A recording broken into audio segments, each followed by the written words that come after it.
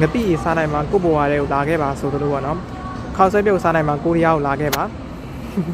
သူများရောကိုရီးယားမှာဘလို့ဖြတ်တန်းနေတယ်မသိဘူးပေါ့နော်ကိုထွန်းကတော့ဒီကိုရီးယားရောက်တာပေါ့နော်ဒါပေမဲ့ဒီထမင်းငတ်ဆိုသလိုဖြစ်နေပြီပေါ့နော်ကိုထွန်းကရင်းတော့မြန်မာနိုင်ငံမှာပေါ့နော်ဒီ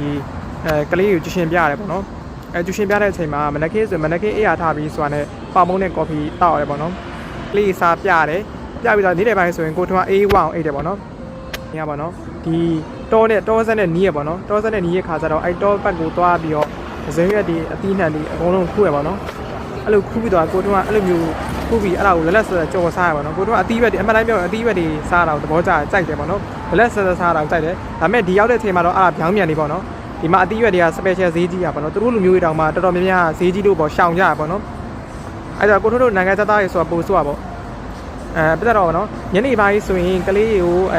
စာပြန်တင်ရပါတော့စာပြန်တင်တဲ့ခါကျမှလည်းကလေးကအကိုထွန်းအဲ့မုံစားတဲ့ကလေးစာတင်တာပေါ့နော်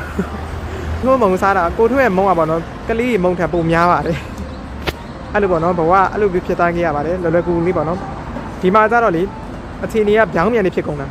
ဒီမှာတော့မဟုတ်ဘူးဒီလားဒီမှာတော့မုံဆိုတာဘယ်နာမှမသိဘူးပေါ့နော်အဆောင်လားကအိမ်လားက